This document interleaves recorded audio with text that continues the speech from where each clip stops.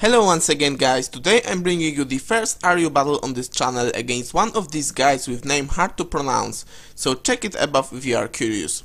What I remember about this battle is that it was quite rushed, because my opponent was in hurry, so I just quickly picked up the things that happened to be lying in my RU box, and that sort of looked like a team.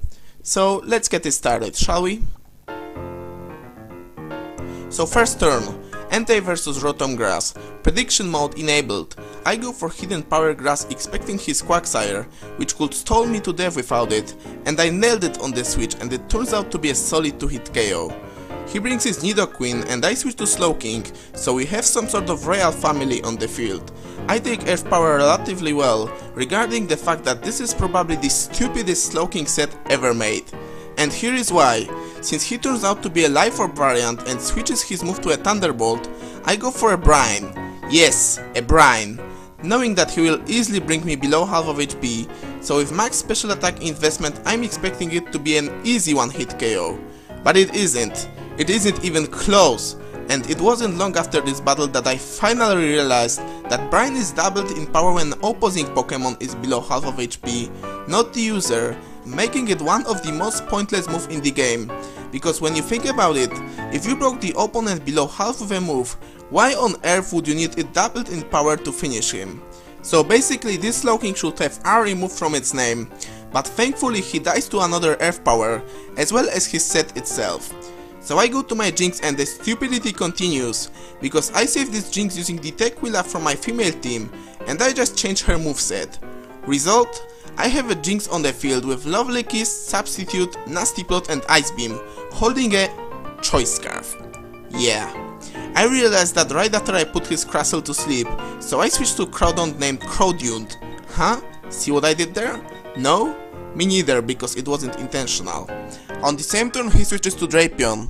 I set up a Dragon Dance predicting a switch to Rotom, but he just whirlwinds me back to my Jinx.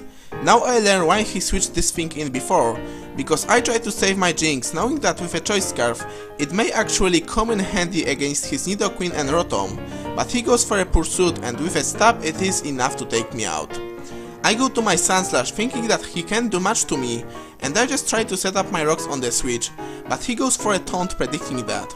So now I predict his switch to Sigilyph to take my Earthquake, so I go for a Stone Edge instead, and I one-hit KO him on the switch with a critical hit, so no Psycho Shift Cosmic Power shenanigans for him today. He brings back his Rotom and I decided to stay in, thinking that maybe he will overpredict and try to Volt Switch again, but he just goes for a safe Leaf Storm and easy takes out my Sandslash. But now that his Sigilyph is dead, and I know the movesets on most of his guys, I feel safe to bring my Gallade and set up. I go for a Bulk Up as he misses his Leaf Storm, which as you will see soon didn't make much of a difference. Then he switches to Drapion and tries to Whirlwind me, but this time I shut him down with a Taunt, so he is forced to switch out once again as I go for a Drain Punch and score another crit on his Nidoqueen. Now he told me that this crit mattered because he was invested in defense, but another Drain Punch followed up by a Shadow Sneak would take him out regardless, so he could get only one hit on me, and with a max special defense investment I don't think it will do much.